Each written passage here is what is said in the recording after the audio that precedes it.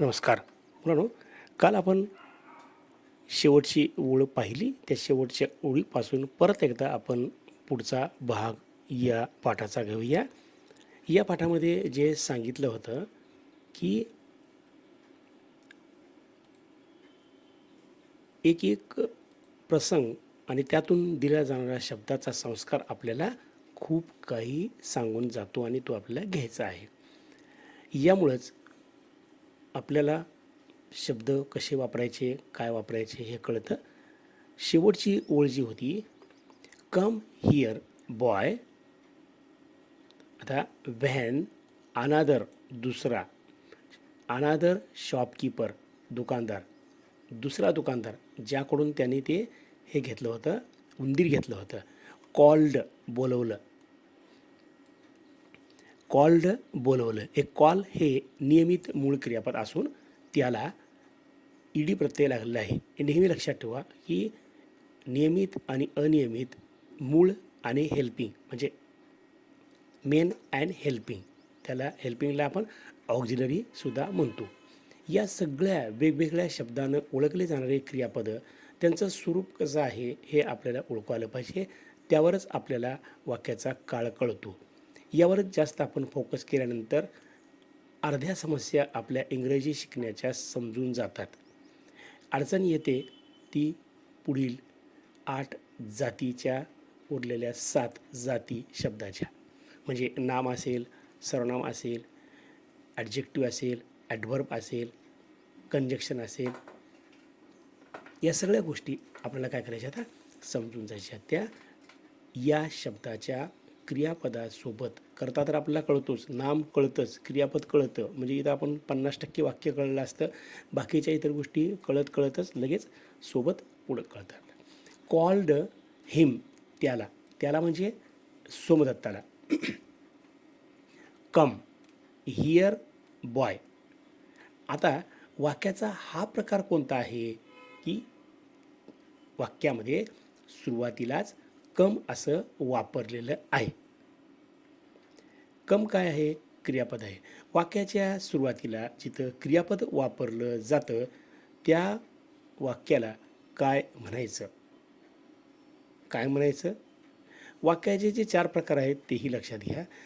पाठ वाचन करत असताना किंवा धडा वाचत असताना त्याकडे सर्व गोष्टी शिकण्यासाठीच म्हणून वाचन करायचं. वाच म्हणलं की त्या पहिलीच्या मुलासारखं वाचायचं, क ख क म क वाचलं सर झालं.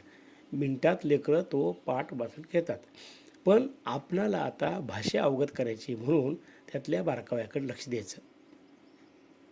आय नीड, मला गरज आहे, द माऊस टू फीड. कुणाला? My cat.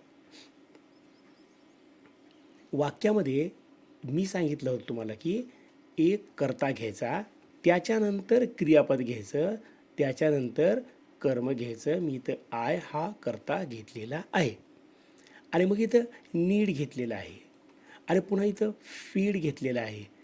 मुलांनो, तुमच्या एक लक्षात असावं की वाक्यामध्ये 2 क्रियापदं, मग 2 कर्ते झाले का, 2 क्रियापदं झाले का, 2 कर्म झाले का, हाही एक गोंधळ तुमच्या डोक्यामध्ये बसतो, होतोच. कारण आपल्याला भाषेचं स्वरूप, द स्ट्रक्चरल म्हणजे ते काय स्ट्रक्चर त्याचं समजलेलं नसतं. मग आता या 2 क्रियापदाचा वापर कसा केलेला आहे, अर्थ समजून घ्या, मग तुम्हाला ते कसा वापर केलेला आहे ते कळतं. आणि मग यातल्या एका क्रियापदाची भूमिका काय आहे, भूमिका म्हणजे कोणती मुलगी नाही, त्याचं काम काय आहे इथं वाक्यामध्ये हे. I need. आता आयचा अर्थ तुम्ही इथं काय करणार, मी घेणार का? नाही. इथं आयचा अर्थ मी घ्यायचा नाही, तर आयचा अर्थ मला घ्यायचा. मला गरज आहे. नीड गरज असणे, आवश्यक असणे. द माऊस, मला उंदराची गरज आहे. कशासाठी? Why, WHY. इथं प्रश्न विचारला की why. To feed my cat, माझ्या मांजराला खाऊ घालण्यासाठी. आता माझ्या मांजराला खाऊ घालण्यासाठी हे बोलण्यासाठी तर टूने फीड हे क्रियापद जोडलेलं आहे. मग या टू फीड माय कॅट याची भूमिका काय झाली, तर हे झालं टोटल सगळंच्या सगळं ऑब्जेक्ट. इथं ओ लिहिले मी असं गोल करून. ऑब्जेक्ट म्हणजे काय, कर्म. कळलं. आता मग या क्रियापदामध्ये, या दोन क्रियापदामध्ये या वाक्यातील जागा, हा झाला कर्ता, ज्याला मी इंग्लिशमध्ये फक्त इथे यस लिहितो, सब्जेक्ट लिहितो आणि त्यानंतर मी इथं व्ही लिहितो इथं, म्हणजे तुमच्या लक्षात येईल की S plus V plus O. Okay. आता इतर गोष्टीत आपण द्यायचं नाही, हे काय ते काय ते काय. हां, पुढच्या वाक्यामध्ये तुम्हाला वाक्यामध्ये आणखीन एक कर्म, आणखीन एक कर्म कसं असतं. आता हे कर्म आहे, हे कर्म, द माऊस हे कर्म आहे, कारण नाम हे नाम किंवा सर्वनामाची द्वितीय विभक्ती काय म्हणून येते, कर्म म्हणून येते. मग हे काय आहे, हे बी कर्म आहे, हे बी कर्म आहे, तर इतर. आता आपण या वाक्याच्या पुढे जाऊया. या दोन कर्म येणे किंवा दोन क्रियापदाचा वापर करणे हे सगळं ग्रामर एका व्हिडिओमध्ये तुम्हाला पाहायला मिळेल. आता आपण काय करूया, आय विल यू,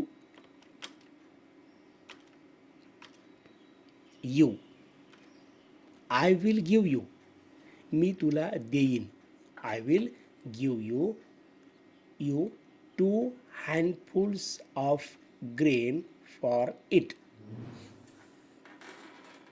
बघा आता, आय विल मी देईन, देईन इथं आयच्या पुढे नेहमी कर्ता आणि क्रियापदाचा मेळ घालताना शाल वापरतात, पण इथं विल वापरलं. त्या विलचा अर्थ असा होतो की नक्कीच क्रिया घडणार. 2 हँडफुल, आता हँडफुलचा अर्थ काय होतो, मूठ भरून, ओंजळ भरून. कशाचे, एक ग्राम, ग्राम म्हणजे हरभरा. मी तुला 2 मूठ हरभरे देतो. कशाच्या बदल्यामध्ये, फॉर इट, त्याकरिता. इट, इट म्हणजे त्या उंदराच्या करिता. सोमदत्ता ॲक्सेप्टेड द ग्राम, आणि मग सोमदत्तानं ते हरभरा घ्यायचं स्वीकारलं, घेतलं. आता घरी आल्यास काय केलं त्यांनी, ॲट होम, घरी, इथं ॲट होम, ॲट होम घरी सोमदत्ता रोस्टेड, रोस्टेड भाजले. बेक, आपण बेकरीत खातो ना, तिथं काय केलं असतं, गरम केलेले पदार्थ असतात. भाजणं आणि शिजवणं, गरम करणं, यासाठी वेगवेगळे शब्द आहेत. आता रोस्ट केले म्हणजे काय केले, ते हरभरे भाजले. कसे भाजले, कसे भाजले ते दिले बघा, वेल. तर वेल म्हणजे का, विहीर, विहिरीसारखं भाजलं का, नाही, WELL. वेल म्हणजे विहीरसुद्धा होतं, वेल म्हणजे चांगलं, उत्तमसुद्धा होतं. मग इथं अर्थ काय घ्यायचा, वेलचा, चांगलं घ्यायचं. चांगले हरभरे भाजले, खमंग खमंग भाजली, है ना. मग तुमच्या एक गोष्ट लक्षात आली असेल की वेल हा शब्द 2 वेळेस वापरला जातो, त्याचे अर्थ वेगवेगळे होतात, पण स्पेलिंग मात्र एकच असतं. यापूर्वी तुम्हाला सांगितलं होतं की काही बरेचसे शब्द या पाठामध्ये आहेत, ते त्याच स्पेलिंगचे असून वेगवेगळ्या अर्थाने जागा बदलून वापरले जातात. देन ही टूक, देन नंतर, पुन्हा नंतर, ही टूक त्याने घेतलं, पिक्चर ऑफ वॉटर. आता पिक्चरला आपण काय म्हणावं, हांडा म्हणावं, हांडा म्हणावं का डिचकी म्हणावं. ज्या पाण्याच्या साठवणुकीसाठी, पिण्यासाठी वापरलं जातं ते आपण घेऊया. अँड स्टूड, स्टूड उभा राहिला. इथं भूतकाळी रूप आहे, इथं सुद्धा भूतकाळी रूप आहे, म्हणून भूतकाळी रूप कशाचं आहे हेही माहिती पाहिजे. Stood at the cross road, म्हणजे जिथून लोक, क्रॉस रोड, रोडच्या पलीकडं, with his gram and the water. नुसताच उभा राखला का, नाही, रस्त्याच्या कडेला तो नुसताच उभा टाकला का, नाही, विथ सोबत, हिज त्याच्या, ग्राम हरभरा आणि पाणी. आणि मग आता त्याने काय केलं, ही वेटेड. मग आता वेटेड त्याने वाट पाहिली.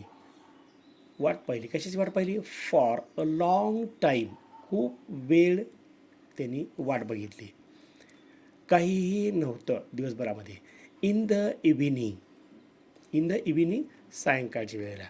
कसं आहे, एखादा बिझनेसमॅन, एखादा मर्चंट, व्यापारी, व्यवहार करणारा व्यक्ती कसा विद्वान असतो, त्याला छोट्या छोट्या ट्रिक माहिती असतात, त्याला पैशाची किंमत माहिती असते आणि लोकांच्या गरजेची कोणती वस्तू आणि कोणत्या वेळेला विकल्यानंतर आपल्याकडं पैसा, माणसं हे दोन्हीही भाग भांडवल आपल्याकडे येऊ शकतात, याचं ज्ञान त्या दूरदृष्टी असलेल्या व्यापाराला होऊ शकतं.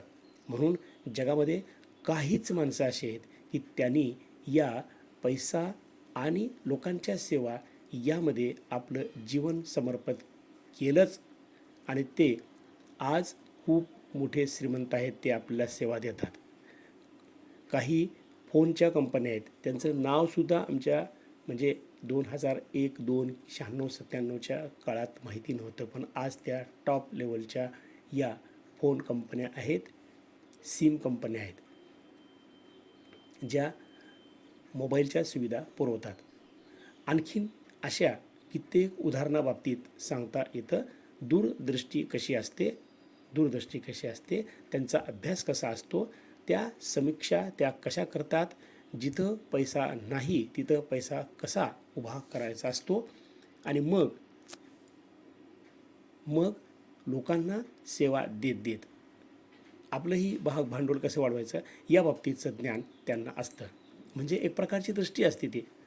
तसंच आणि मग त्यात एक प्रकारची दृष्टी असते, पण त्यांच्यात एक चिकाटी असते. ती चिकाटी असावी लागते. चिकाटी एकच उदाहरण डबल कुठल्याही गोष्टीमध्ये निघतं. शर्यत जिंकण्याची ताकद कासवात नव्हती, पण सातत्य होतं. तसंच कुठल्याही कामामध्ये जर सातत्य असेल तर यश मात्र नक्कीच येतं. तसंच आता इथं सोमदत्ताचं सातत्य ठेवण्यासाठी सोमदत्ता कोणत्या पायरीने गेला आणि जातोय हे आपल्याला बघायचं आहे. व्हॅन इन द इव्हिनिंग संध्याकाळी. जेव्हा वाक्य नीट समजून घ्या, वाचण्यामध्ये चुकलं.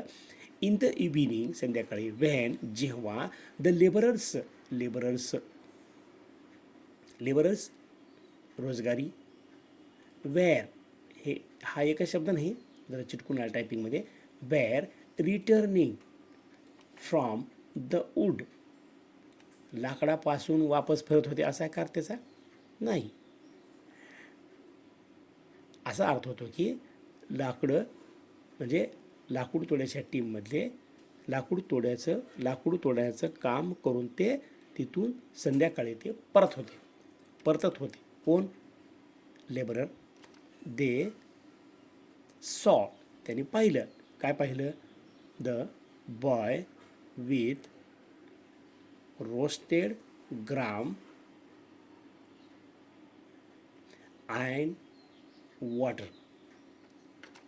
आता त्या मजुरांनी पाहिलं. इन द इव्हिनिंग ते परतत असताना पाहिलं. परत येत होते. जेव्हा ते परतत होते, लेबरर परतत होते from the wood. They saw. त्यांनी पाहिलं. हे कॅपिटल नाही पण टायपिंगमध्ये झालेलं आहे. सॉ the boy with roast gram and water. एक मुलगा थांबलेला आहे. कशासोबत थांबलेला आहे? की भाजलेले हरभरे आणि पाणी घेऊन तिथं थांबलेला आहे. आता इथं या वाक्यामध्ये एक लक्षात घ्यायचं की वरच्या वाक्यामध्ये काय दिलेलं आहे, तर इथं अपूर्ण भूतकाळ दिलेला आहे आणि इथं साधा भूतकाळ दिलेला आहे. मग आता या वाक्यातला फरक बऱ्याच वाक्यामध्ये, आता आपला एक सेपरेट व्हिडिओ आहे त्याच्यामध्ये इफची क्लॉज आहे. इफची क्लॉज, त्या इफच्या वाक्यामध्ये कोणकोणते काळ असतात, म्हणजे साधा वर्तमान काळ जर सुरुवातीला असेल तर त्याच्या पुढच्या क्लॉजमध्ये काय असतात, म्हणजे if I study I will pass असं वाक्य होतं. म्हणजे इकडं साधा वर्तमान काळ तर तिकडं साधा भविष्यकाळ असतो. मग पुढची कोणती आहेत ही उत्सुकता तुम्हाला लागली असेल तर काय करायचं, तो व्हिडिओ तुम्ही पाहायचा. Somdatta offered them gram and water politely. आता बघा, एक व्यवहार करण्याची आणि व्यवसाय करण्याची एक शैली असते. शैली कशी असते इथं दिलेलं आहे. ऑफर्ड देऊ केलं, ऑफर्ड देऊ केलं, दिलं त्यांनी. पण कसं दिलं बघा आता, पोलाइटली, नम्रपणे. इथे क्रियाविशेषण आहे. या ज्या क्रिया घडल्या, हरभरे भाजलेले देणं, पाणी देणं, या दोन क्रिया अगदी नम्रपणे दिल्या घेतल्या. आता नम्रपणे एखाद्याची सेवा केली तर समोरला माणूससुद्धा नक्कीच तो काय होतो, त्याचं मन बदलून त्याच्यासोबत व्यवहार करतो. आपण जर उर्मट, उद्धट, घाईगर्दीनं कुठलं काम केलं तर त्याचे परिणाम तसेच होतात. म्हणून इतर व्यक्तीसोबत, इतर माणसासोबत नम्रतापूर्वक व्यवहार केल्यास त्याचे परिणाम खूप सकारात्मक होतात. म्हणून इतरांसोबत राहत असताना इगो, फॉर्मॅलिटीज, इतर असे तसं मीपणा हे सगळं विसरून द्यायचं आणि मग काम करायचं. तरच आपला बिझनेस हा पुढे जाऊ शकतो. ज्याप्रमाणे सोमदत्त इथं वागतो आहे. सोमदत्त सांगतोय म्हणजे ह्या गोष्टी आपण घ्यायच्यात. बट वी हॅव नो मनी. आता तिथं हरभरे खाल्ले, पाणी पिलं, पण तिथल्या त्या लोकांची समस्या कोणती होती? कारण ते त्यांचं हातावरलं पोट आहे. रोज काम केलं तर घर भागतं, घरात काहीतरी खायला मिळतं, अशा प्रकारची त्यांची परिस्थिती आहे. मग ती परिस्थिती या वाक्यातून दिसते. माणसाची परिस्थिती ही त्याच्या तोंडातून निघणाऱ्या शब्दातून निर्माण होणाऱ्या प्रश्नातून कळते. त्याचं व्यक्तिमत्व कळतं, त्याची समस्या कळतात, त्याच्या उत्तरातून नाही. म्हणून इथं समस्या कोणती आहे तर बट वी हॅव नो मनी. बघा इथं हॅव वापरलं आहे. हॅव हाही शब्द असा आहे की जो स्पेलिंग एकच आहे पण दोन ठिकाणी वापरला जातो, अर्थ हा वेगळा होतो. हॅव हे हेल्पिंग वर्ब आहे, परंतु इथं हॅव मूळ क्रियापद बनलेलं आहे. आता इथं तो रोजगारी सांगतोय की आमच्याकडं पैसे नाहीत. We have no money. No money. इथं त्यांनी लगेच ऑफर हरभऱ्याची केल्यानंतर हे काय म्हणतात, हे काय देतात, 2 स्टिक्स ऑफ वूड. बघा आता, 2 काठ्या, 2 छोटे लाकडं, इज आहेत. All we can give. म्हणजे हरभऱ्याच्या मोबदल्यामध्ये तुम्ही जे हरभरे आम्हाला चारले, त्या हरभऱ्याच्या मोबदल्यामध्ये मी तुम्हाला 2 काठ्या देऊ शकते, छोट्याशा स्टिक्स देऊ शकतो, असं ते म्हणतात. आता बघा, हे जे ट्रेडिंग असतं, व्यवहाराचं ट्रेडिंग असतं, देवाणघेवाण असतं, चलन फिरवणं असतं, ते कोणत्या प्रकारे चलन इथं फिरलं? पैसे नाहीत ना, मग आता काय झालं? That's a good payment for this simple fair.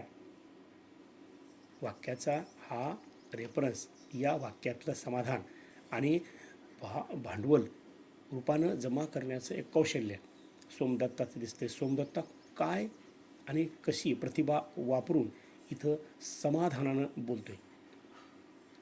आता दॅट इज आहे ते इथं, दॅट्स अ गुड पेमेंट. हो, हे खूप चांगलं मोबदला देण्याचं सहजासहजी फेअर आहे. फॉर दिस सिम्पल फेअर, ह्या छोट्या व्यवहारासाठी, चांगल्या व्यवहारासाठी, साध्या व्यवहारासाठी पेमेंट देणं कोणत्या रूपानं, काठीच्या रूपाने देणं, हे खूप चांगलं आहे. सोमदत्ता एक्सक्लेम्ड.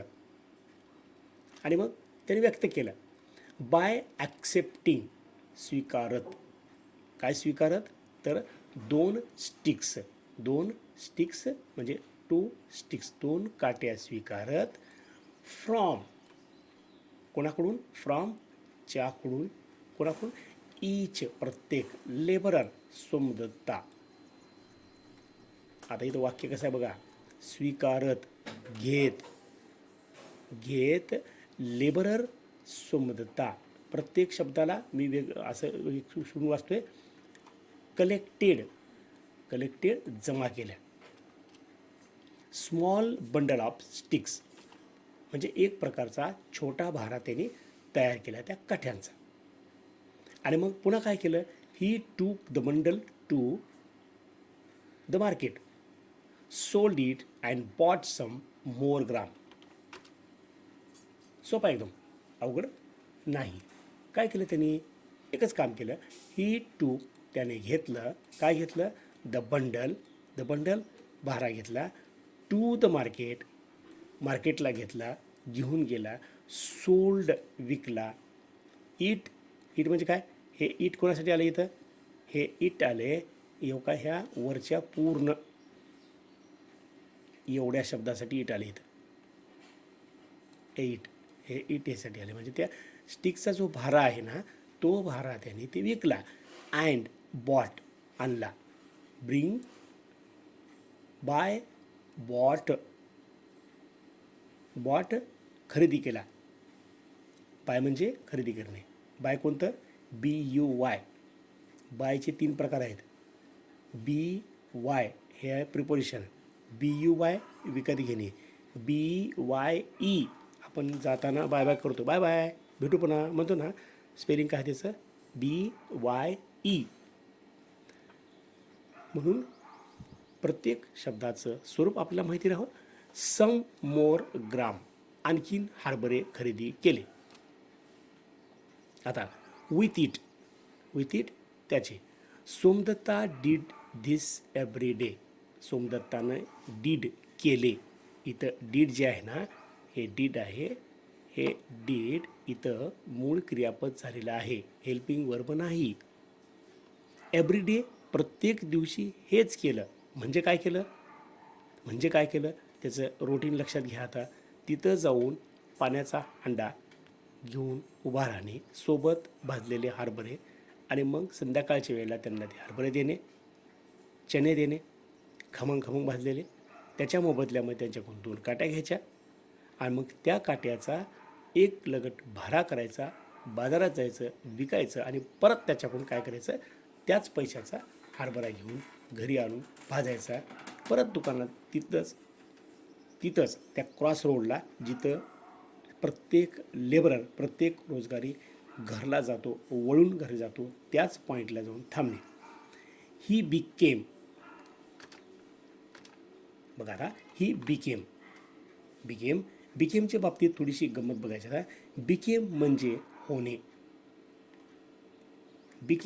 होणे.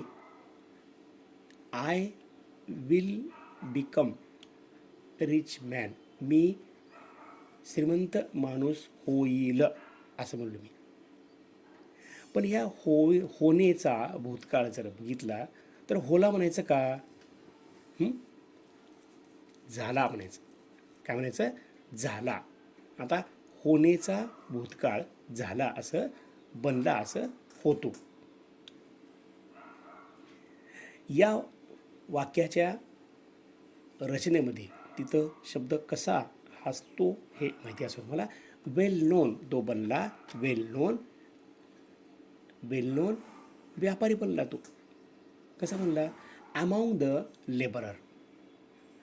त्या सगळ्याच गरीबामध्ये अमाऊंग हे प्रिपोजिशन आहे च्यामध्ये. च्यात वेगळं. अमाऊंग कुठं वापरायचं? एक उदाहरण तुम्हाला परत सांगतो मी. एक झाडाची फांदी आहे, तिथं खूप पानं आहेत आणि त्याच्यामध्ये एक पक्षी बसलेला आहे. म्हणजे एवढ्या मोठ्या पानामध्ये वेगळी वस्तू दाखवायची असेल तर काय वापरायचं? अमाऊंग दाखवायचं. मग आता ह्या सगळ्या लेबररमध्ये हा कोण आहे? वेगळाच आहे. म्हणून तिथे काय वापरलं आहे? अमाऊंग वापरलं आहे. अमाऊंग प्रिपोजिशन वापरत असताना हा नियम लक्षात ठेवा. As the nice boy. तो काय बनला? व्यापारी बनला का?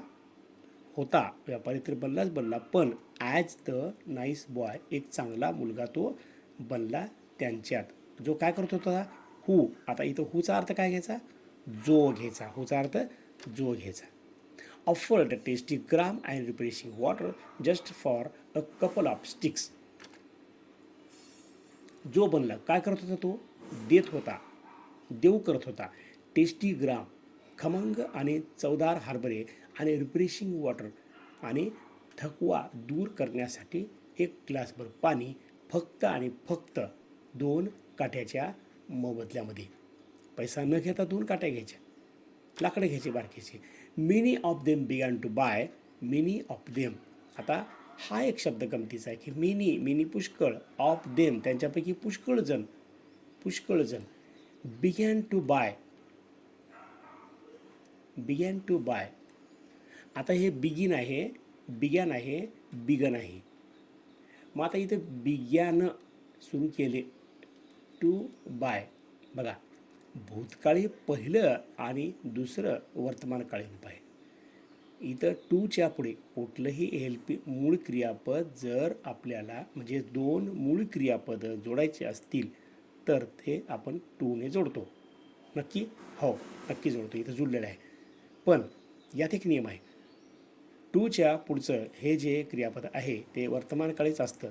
जरी पहिलं भूतकाळी असलं, वर्तमानकाळी असलं तरी बिगिन टू बाय सुरू, बिगॅन टू. बघा, began to buy, begin to, ह्या दोन्हीतला फरक. हे तुम्ही म्हणायचं बिगॅन सुरू केलं. मी याचं उत्तर सांगतो की बिगॅन टू बाय सुरू केलं. मग बिगिन टू बायचं काय होतं ते तुम्ही विचार करायचे दादा. His gram every day on the way back, म्हणजे परतीच्या दररोजच्या प्रवासामध्ये पुष्कळजण ते हरभरे त्याच्याकडून खरेदी करायचे. From the woods. सोमदत्ताला भेटलं, जमा झालं, मिळालं इथं several bundles of sticks every day. आणि सोमदत्ताला दररोजच्या दररोज या काठ्याचा भारा रोजच जमा होऊ लागला. आणि मग त्याचं ते रुटीन तयार झालं की थांबणे, भारा बांधणे, बाजारात जाणे, लाकूड विकणे आणि मग त्या लाकडाच्या मोबदल्यामध्ये हरभरे घेऊन येणे. हळूहळू आता काय होते बघा, because now he had so many customers. आता इथं परत एकदा लक्षात घ्या, बिकॉज कारण जास्त गिराईक झाल्यामुळे काय झालं, त्याच्याकडे काय जमा झाले, सेव्हरल बंडल्स ऑफ स्टिक्स, हे लक्षात घ्यायचं. आणि now he had so many customers. Had त्याच्याजवळ, हॅड हे इथं मूळ क्रियापद झालेलं आहे. वन्स व्हेन सोमदत्ता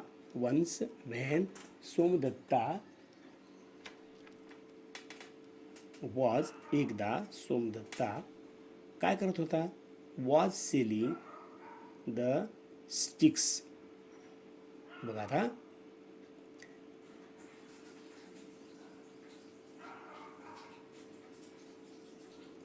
वाक्यातल्या रचनेमध्ये क्रियापदाचं रूप कोणतं वापरलं आहे आणि क्रियाविशेषण कसं वापरलं आहे त्याप्रमाणे याचा अर्थ काढायचा. बघा आता, एकदा जेव्हा सोमदत्त म्हणा वॉज सेलिंग विकत होता स्टिक्स काट्या इन द मार्केट.